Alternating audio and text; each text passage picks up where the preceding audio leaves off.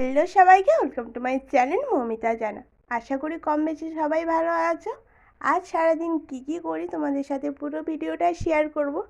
তো প্রথমে ব্রাশ করতে করতে চলে গিয়েছিলাম সূর্য মামার দিকে।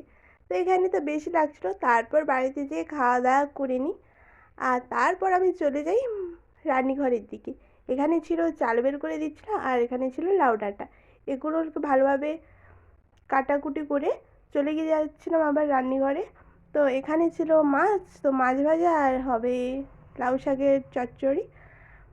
তো তারপর আমি একদম যে কাটাকুটি করে ঘুমিয়েছিলাম, একদম উঠেছিলাম 4:30টার দিকে।